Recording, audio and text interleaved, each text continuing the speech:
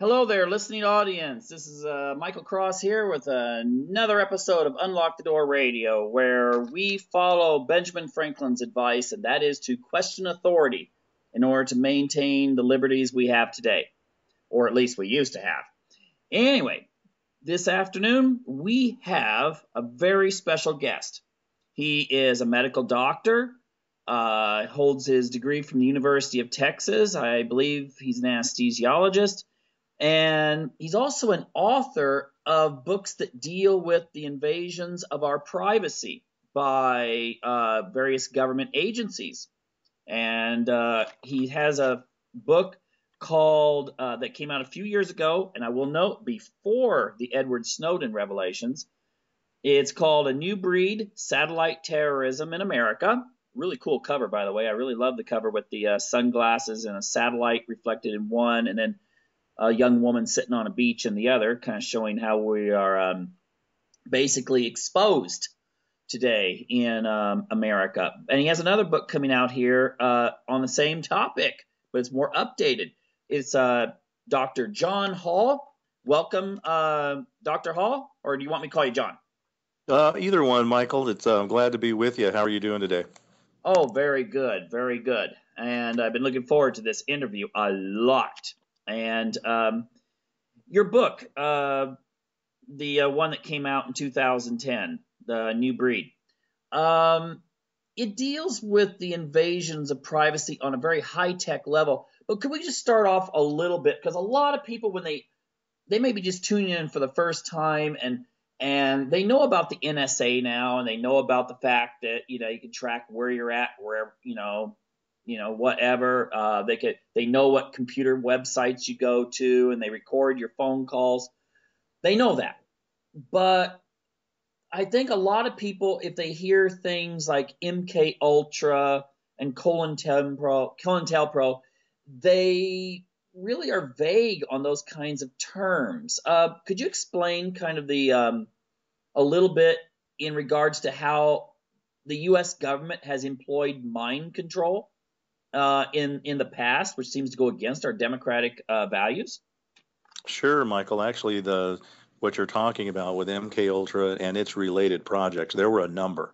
MKUltra was only one program.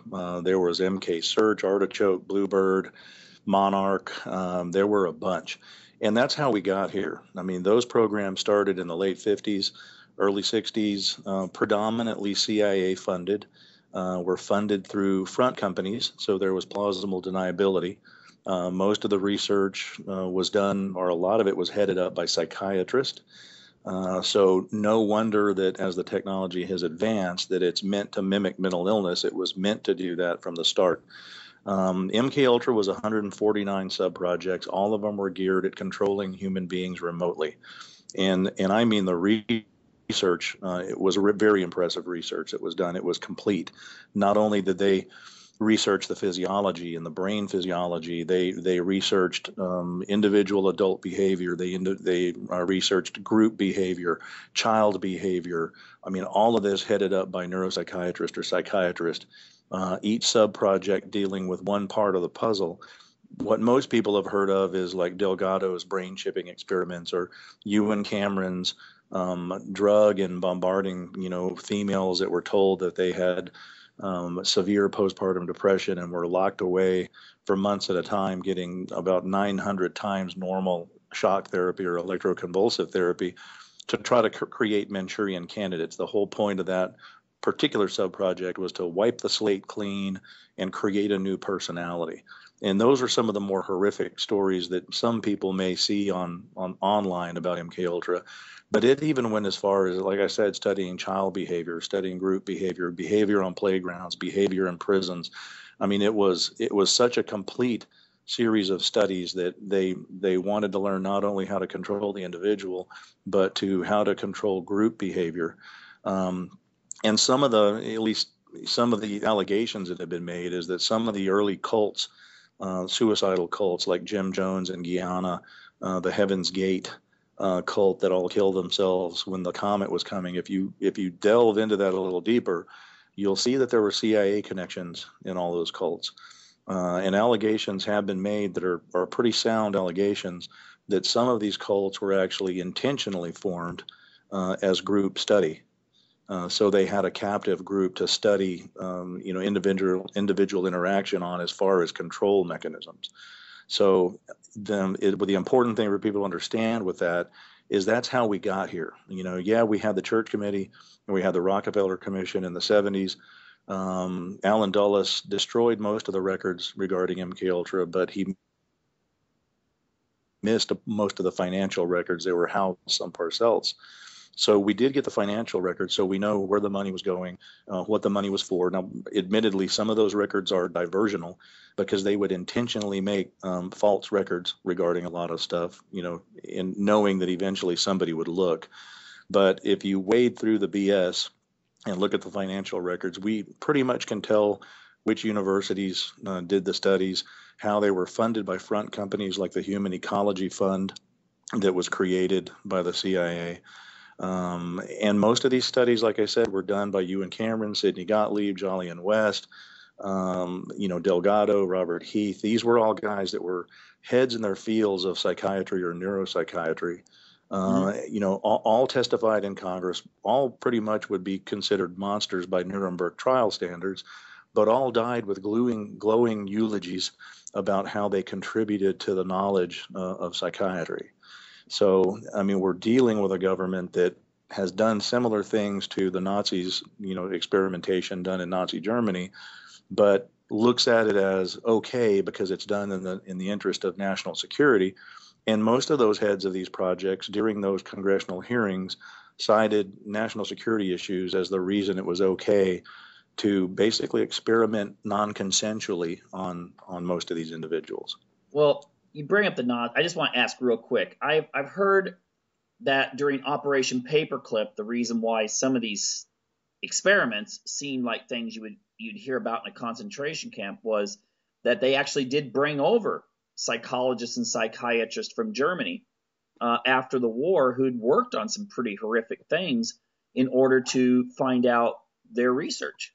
Oh, let me tell you, here in San Antonio, where I practice at Brooks Air Force Base, they brought over Hubertus Strughold. He had actually did high altitude experimentations on the Jews, where you basically, put them up to high altitude in suits that may or may not work to keep you from exploding. Did a bunch of really dastardly experiments on Jewish prisoners. He was brought over through Operation Paperclip. And essentially became the father of American aerospace medicine here in San Antonio. And until recently, when there was enough public outcry to get the name changed, had a library named after him here in San Antonio at Brooks Air Force Base. Yeah. Well, if people look it up, Werner von Braun, a lot of them were really high up officials that helped put us into space. But I guess it's one thing to be building rockets, but a lot of this technology, a lot of these things, I guess, that really go back even before the 50s and go back to like Nazi Germany. It seems like a lot of this it wasn't really designed to prevent the Soviets from coming and taking us over, but it was designed to control the masses, to control I've read stuff about how to go about controlling fertility habits in a given population, how to control the way people protest and how to prevent them from protesting. A lot of stuff that people might think, well, wait a minute, that's a person's very private or human right. They were doing experiments with using really top-notch psychologists to figure out how to get you to change. Oh, well, that's exactly it. It's most of the industrialized world we have governments now that aren't satisfied with governing. They want to control, and certainly the technology that I wrote about and the technology in my upcoming book, which will hopefully be released this summer, is called Guinea Pigs: Technologies of Control. And I go extensively into the history of non-consensual experimentation. It's not a story like my first book, A New Breed. It's more of a technological book. And I do go cover non-consensual experimentation right up until, the 90s and 2000s. And go into a little bit about how directed energy works, how extremely low frequency waves work, what their effects are on the body. It'll be somewhat of a difficult read. It's going to be a technological book, But I certainly cover all that because it's important to understand that, because at least in the United States, people have the belief that the government is restricted on experimentation the same way a drug company would be, that you have to demonstrate that you have an institutional review board and that there are safeguards against what you're doing to the people that are being experimented on. And believe it or not, that legislation does not exist in the United States. We have legislation called the Common Rule that's a loosely formed bunch of legislative rules that allegedly govern experimentation, but there are loopholes in it that actually allow for intelligence agencies to run their experimentation without an IRB or an institutional review board. Most of that is black ops, so it's covered by a black budget. So even the people giving the money, when Congress funds it, really doesn't know what it's being used for. John Glenn, some years ago, tried to pass legislation stating that any experimentation funded by the government had to be done with informed consent, and it was shot down in Congress. So and I actually testified at the Bioethics Commission several years ago that the Obama State Department held after it came to light that we had experimented on Guatemalans with syphilis and gonorrhea against their will, without consent.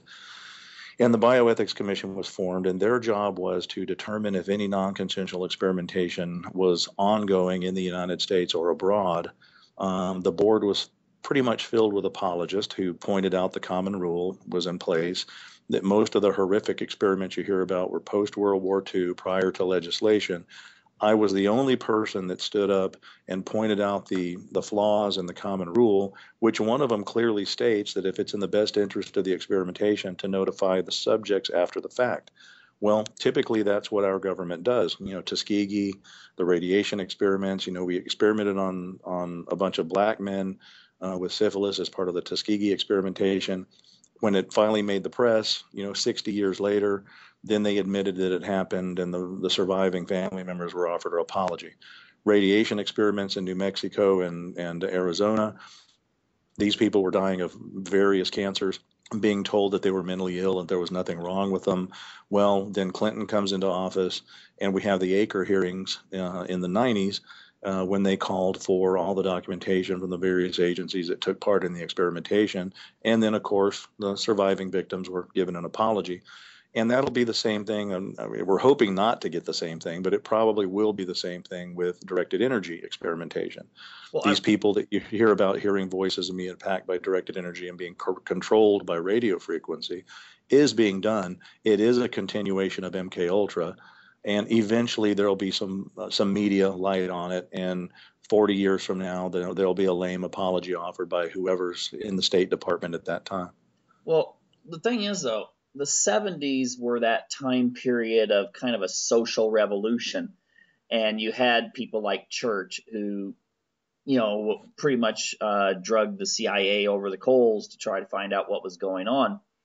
The 90s, we still had a certain level of that left, although it seemed that materialism was kind of taking over that generation that had, been out there trying to stop things. And now, though, we're in that post 9/11 era where, it just seems like now you're not even supposed to question the government. I know that, if you look at TV programs from the 90s, a lot of them had like X-Files had kind of like conspiracy overtones where the government was the bad guy. And then after 9/11, it all changed. Now government's wonderful, and we're supposed to be out there, waving the flag and never questioning and that sort of thing. We have professionals, at the airports, and all this kind of stuff. It seems to me that in that atmosphere, you'd be getting a lot more weird stuff. Even in the 50s, you had a lot. It seems to me that you had a lot more, ethics in the general scientific community, maybe in the 50s than maybe today, where, you have psychologists that come up with torture manuals to use at Gitmo, and, they feel totally justified in doing so. Well, you're exactly right on that, and believe it or not, I actually bring that up in the book that's coming out this summer. That part of what we need to do to fix this. I know I have a lot of victims that email me and they say, well, what are some shielding tips? How do I shield myself? Well, protecting the individual is one thing, and there are some tips for that. But in order to get change, I mean, this technology is not going to go away. And believe it or not, there are some good uses for this technology. It's just not being used that way. I mean, it doesn't have to be horrific technology. It can be used for good. It's just not being used for good. But you're right. What we need is societal change. We've allowed ourselves to be duped by the government into thinking that they know what's best for us. The government no longer fears the people. It's just the opposite. You know, the people now fear the government. And, you know, at least in the United States, you know, we're down to a point where we've got, you know, what, I think 50% of the population on one form of welfare or another. We've got, you know, 30 or 40% on one form of disability or another. Once you have a population that's deriving most of its income off of the government, well, they're going to vote however that government wants them to vote in order to continue their entitlements. And, you know, that is one problem that's come along. When Obama got in, a lot of people held a lot of high hopes for him. He was talking about transparency. Certainly, we had a lot of problems with the Bush administration with the Patriot Act. And what I write in the book is, you know, Bush may have sat the ball on the tee with the Patriot Act. Obama kicked it through the uprights. He has prosecuted more whistleblowers than all three presidents in the past combined. He's been the least transparent about, you know, this type of technology. He appointed a bioethics commission that was filled with apologists who, at the end of the day, said that there was no evidence of non-consensual experimentation going on, despite having thousands of victims at each one of those meetings voicing their complaints. You know, the Benghazi cover-up, you know, everything else is just everybody had high hopes that there would be some legitimate change with him. And it's almost like the Democratic Party has been somewhat hijacked by globalists. You know, and ultimately people always ask me, well, what's the end game with control technology? Well, the end game is controlling the world population. And even some of the people like Persinger, who first started working with ELF wave control and microwave energy and its effects on the human anatomy, he said 10 years ago that eventually every brain on the planet could be controlled with, you know, ELF. The brain's very susceptible to ELF. It can make you see things, can make you hear things, can implant memories, false memories. You know, and Putin came forward about a year ago in a conference. And said that whichever country actually had the best psychotronic weaponry, and psychotronic weaponry is radio frequency or electromagnetic based weapons that bind with the attack the human nervous system, said that whichever country had the best psychotronic weapons would control the planet without bullets or missiles. And not one media source in this country picked up on that comment.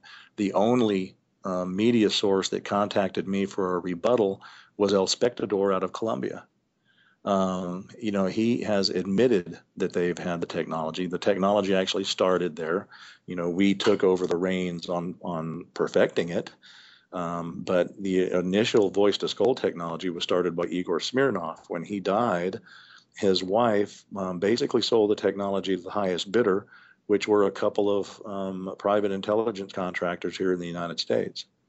Well, I would note that, first of all, if 2 years ago you would have said that every move on the internet is monitored, cell phones, it's kind of ironic, you know, they know where everyone can be using their iPhones, but you can't find an airplane, you know, in the Pacific, or in the Indian Ocean or something, in which probably everyone on the freaking plane had an iPhone or a cell phone and so forth. But for some reason, with all the satellites, there was just nothing. I mean, that seems just a little weird to me. I mean, it just seems weird.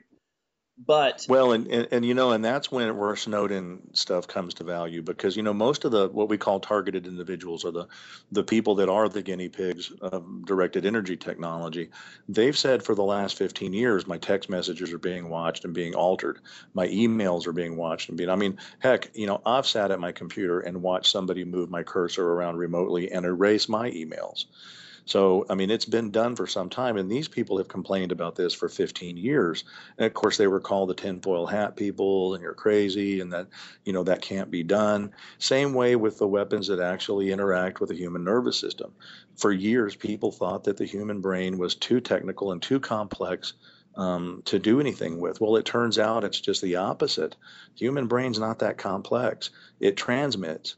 Malik discovered that in the 70s, that if you shoot two dissimilar frequencies into the human brain, it entrains those frequencies and it spits out an interference frequency. And the EEG can be derived and decoded from that interference frequency remotely. It was invented as a way to monitor pilots for when they were falling asleep or hallucinating, and then you could zap them or buzz them with something to bring them back to reality. So, as it turns out, the human brain's not that complex. And then Snowden came out with his documents that, indeed all of this stuff is happening. So the conspiracy theorists no longer were theorists, they were conspiracy facts. Mm-hmm.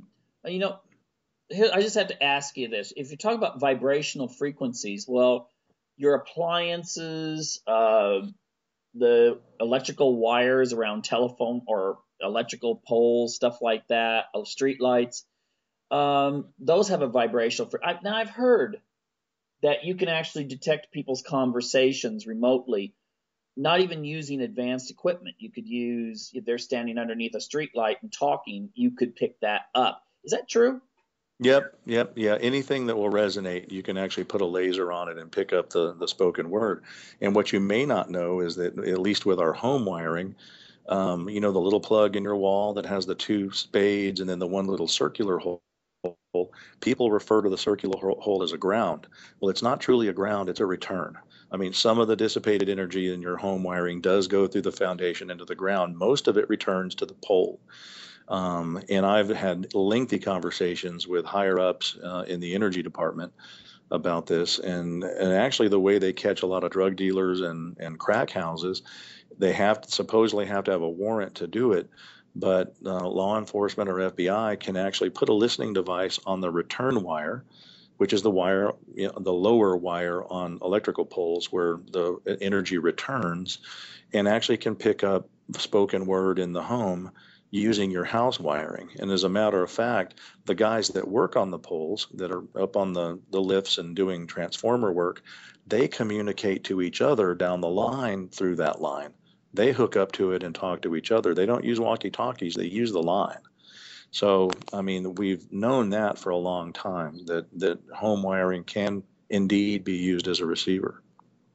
So don't talk about anything private under a street light. Yeah. Now, I don't know if you heard about this, but a couple of years ago, I ran across an article that was speculating you could use this kind of technology you're talking about in a region. Let's say you're in, Kandahar or Waziristan or something like that. And your target are a group of Taliban, and for no better, term for it. And that you could use frequency to target the parts of the brain that were associated with religious zeal and tone them down in some way so that these people who are really hardcore religiously, you could use the word fanatic, I don't know, you could actually almost tranquilize that part of the brain. Have you heard about that? Yeah, and that's been possible for a long time. We know what frequencies will actually cause aggression, what frequencies will cause depression or somnolence. And more than that, we know what frequencies can be modulated to carry sound into the head. And actually, in the first Iraqi war, that system was used. I don't know if you remember, there was one incident where it was about 2,500 Iraqi soldiers surrendered to like 100 Marines. Actually got down on their knees and disassembled their weapons. The Marines didn't have enough slip ties to tie these guys together. It was that overwhelming of a surrender. Well, what had been deployed on those men was SQUAD, or Silent Sound Spread Spectrum, and that was an invention by Dr. Robert Lowry. And SQUAD actually puts voices in your head, and what they had deployed was Allah speaking to these men, telling them to surrender. That's what they each heard in their head. Now, that was used on a group, but that technology can be used on an individual as well, and it's all done remotely and with no chipping or anything like that. So, there's several ways to put voices in one's head. SQUAD will do it. Ultrasonic sound will do it. People that don't believe that, if you want to get your hands on your own little apparatus to do it, there's a device called an audio spotlight, and it uses ultrasonic sound and a square antenna.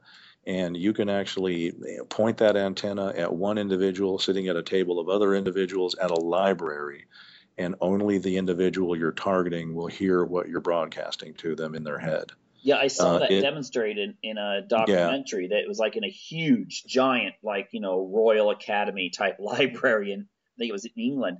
And they did that, and it just totally freaked people out that were sitting at tables. And I mean, it seems to me that if you're doing that to people, they may start thinking they're schizophrenic if they're hearing these voices.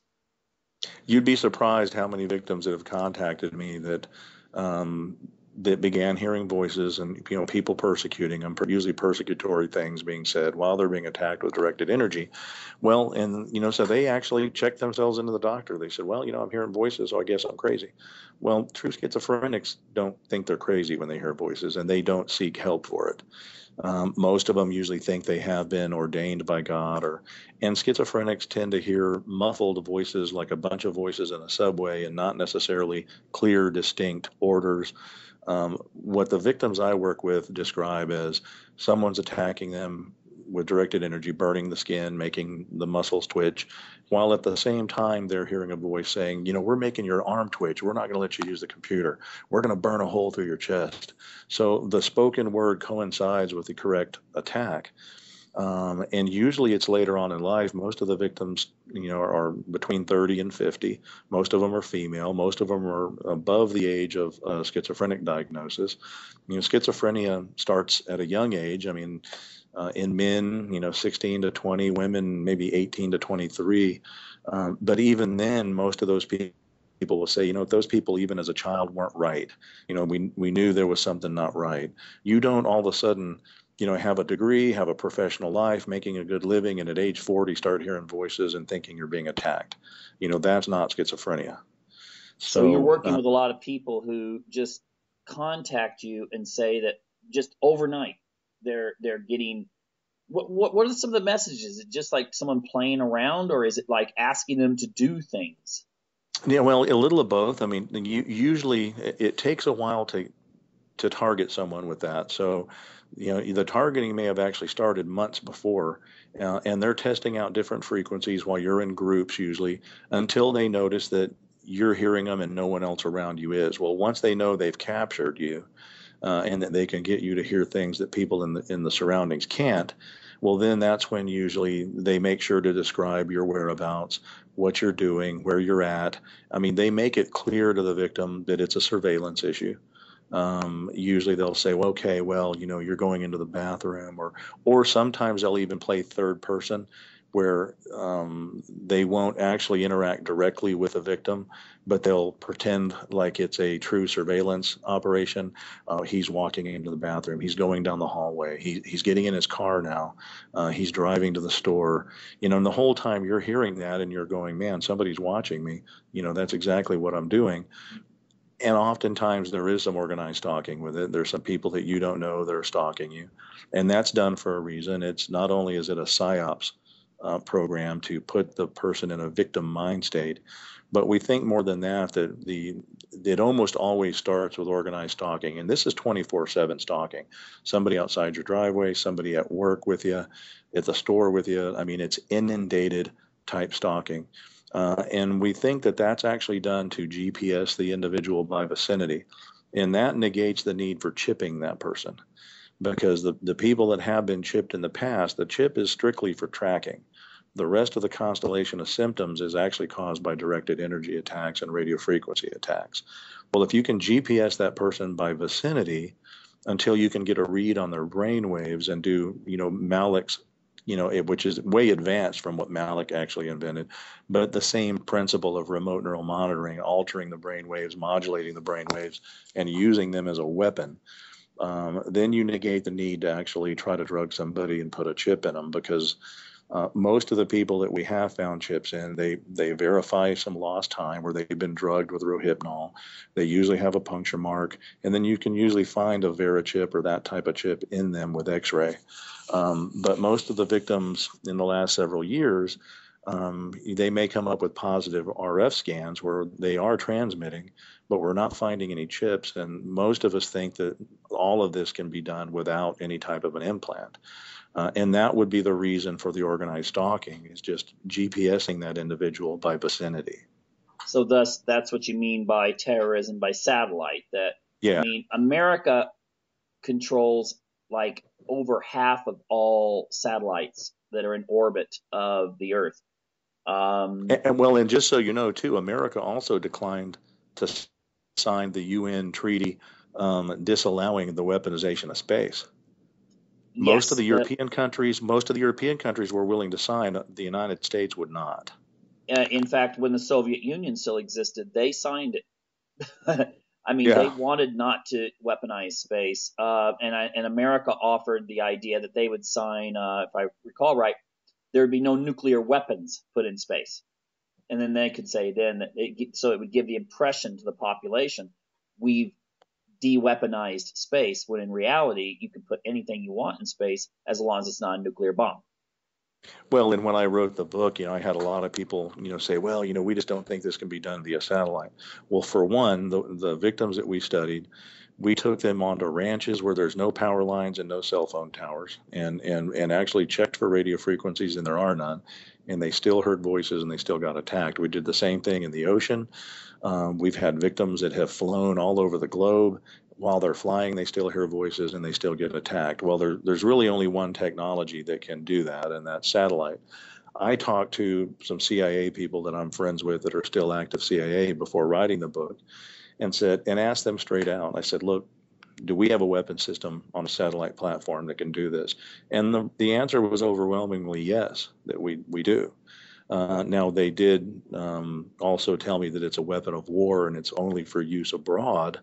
But that's not to say that, there's some people within, these multiple agencies. And I don't think it's just the CIA anymore. I think it's CIA, NSA, and DIA that are actually using it experimentally in long-term experimentation to see what the long-term effects of exposing to someone to this type of technology is, because most of these victims have been victims for a decade or longer.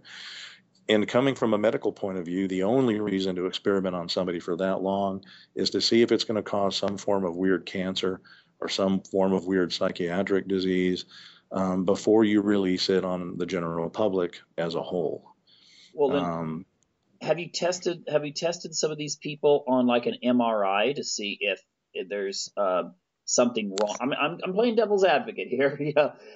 To see if there's something really wrong. Is there something messed up organically with their brain, or are their brains just normal? No, they're normal, and I've got MRIs on just about every victim that's ever contacted me.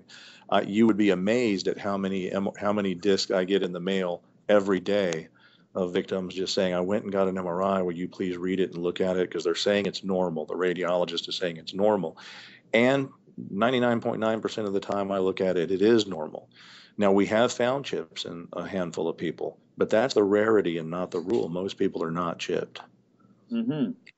I mean, this sounds science fiction, but then again, when the church committee pointed out that they had a gun that could, shoot several hundred meters, and it would shoot like a frozen poison into someone's neck, that would sound like something from a James Bond movie.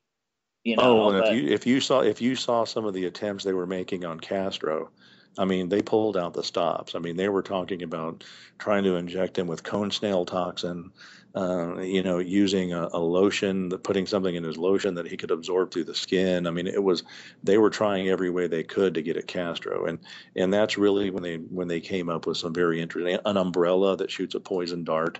It was pretty unbelievable. Well, what happened was, with the advent of satellite-based directed energy, that changed the game, because no longer do you have to corral a bunch of people into a mental institution to experiment on them, like what happened in MKUltra.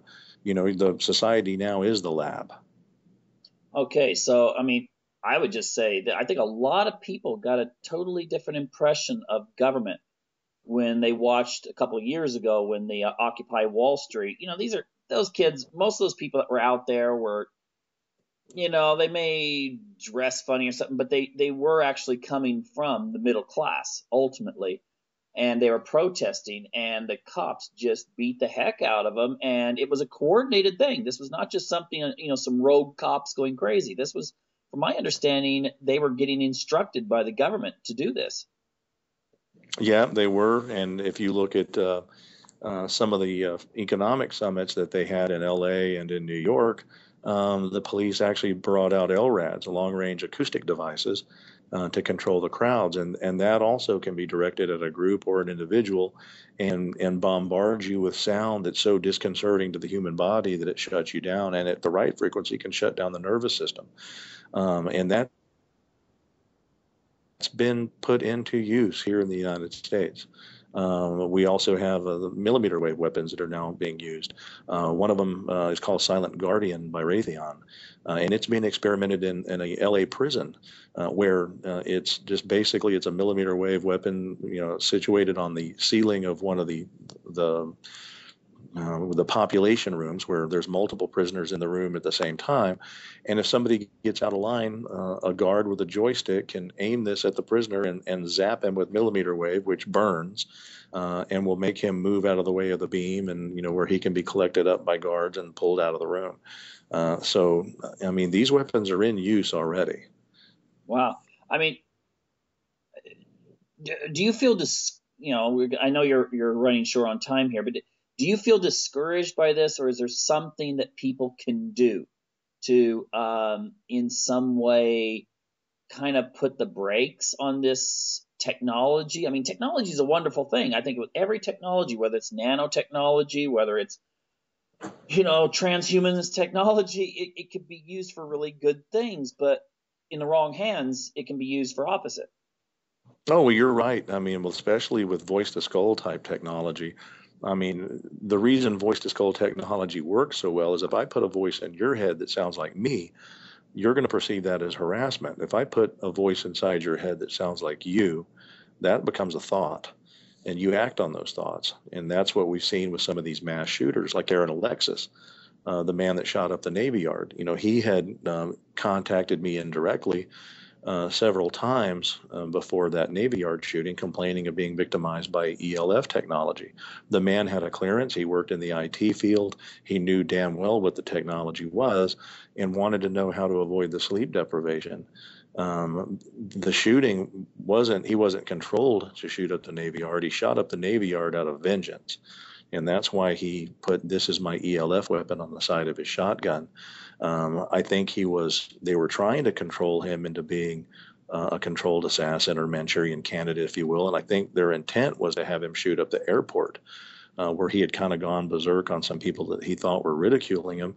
But he realized later on that the people he walked by weren't the ones ridiculing him, that he was hearing voices that were being transmitted to him. So he figured out what the technology was. So that's the disconcerting thing, is that people are being controlled to do things that will further a government agenda. And until we have public exposure that's good enough that just about everybody will believe this technology exists, you're going to continue to see these controlled shooters, because they want gun control here. They thought when the Sandy Hook shooting took place that if a lot of children got shot up, that the public would cry out for gun control, and they didn't. So then we had Aaron Alexis. Well, interestingly enough, when he didn't shoot up the airport, if you notice, it was only 2 weeks later we did have a shooter claiming mind control that shot up the LA airport. So, that's all being planned out very succinctly. That's not random. These aren't just crazy people that all of a sudden went crazy and took a gun and shot up stuff. They are being controlled. And that's the disconcerting thing, because that same technology can be used, to help with drug addiction, to help with, child porn addiction. I mean, there are good things that can be done with it that just aren't being done. Well, I guess the best analogy I'd think of is like when a kid gets abducted and they have a cell phone. Your national agencies, your NSA, could actually, within minutes, I guess, correct me if I'm wrong, could tell you exactly where that kid is But that information, of course, would not be shared with local police departments. Yeah, and that is, I mean, like you said, technology has a place, good and bad. Unfortunately, with our government, usually they try to find ways to use it for war before it trickles down to being used for good.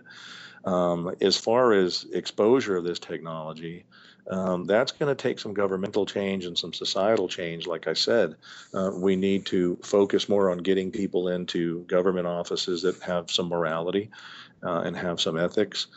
Term limits would certainly help with that. I don't think anybody should serve in Congress for 30 or 40 years. You should be able to go up there, maybe serve 4 terms, and then have to get back out in society and scratch the dirt like the rest of us to make a living. I don't think it's any mystery that you can become a congressman for $150,000 a year salary and become a millionaire. They get stock investment information that the rest of us don't get. Like one particular Pennsylvania congressman, when he found out they were going to put a turnpike through the middle of his state, he bought up the land where the turnpike was going to go and started renting it out to people to put shops and restaurants and gas stations. Became a multimillionaire overnight by buying up a bunch of cheap land where he knew the turnpike was going to go. And the way to get around that is to, first off, have exposure to the public, and we are getting that. My first book's being turned into a movie. People interested in that, it's newbreedmovie.com. I can't say exactly because I'm under contract, but there is a very large TV network that's about to start a TV series on targeting, especially in lieu of what came out with Snowden. So we're getting there. We're finally getting some public exposure in the right places. In my book, for instance, I knew when that book came out that half the people were going to read it were going to think I was crazy. But if I got through to 1 or 2 people, that would be good enough. And I had a number of people email me saying, my wife or my son or my daughter was going through this, and we went to several different psychiatrists and nobody could help them. And until we heard you on a radio show talking about this, now we know what's going on. And that's more of what we need. We need to educate community psychiatrists that indeed there are technologies that put voices in your head, that just because somebody comes in saying they're hearing voices isn't a turnkey diagnosis of delusional disorder or schizophrenia, that, if there's technology that can do it, you got to rule that out first. And get some people in office that are ethical enough to have another church committee or Rockefeller commission. Mm-hmm. And flood the social media with information. Well, I'd love to go on, but you said you have some patience and stuff. So I'd just like to thank you very much for coming on and sharing this information with the audience. And I hope people will check your books and your website. Where can people find that? Do you have one? Yeah, I've got a couple websites. One is www.satweapons.com, satweapons.com. And my medical website is drjohnrhall.com. Okay. Well, again, thank you very much for coming on and sharing your information. And I really encourage people to check out your website and, get the book. It sounds really fascinating, considering, technology is pretty awesome, but sometimes it can be used for the wrong things. So anyway, thank you again, Mr. Hall. Dr. Hall, I should say. Michael, had a great time, man. Yeah, great. Thanks. And thank you, listening audience, for tuning in to Unlock the Door Radio here at UCY TV.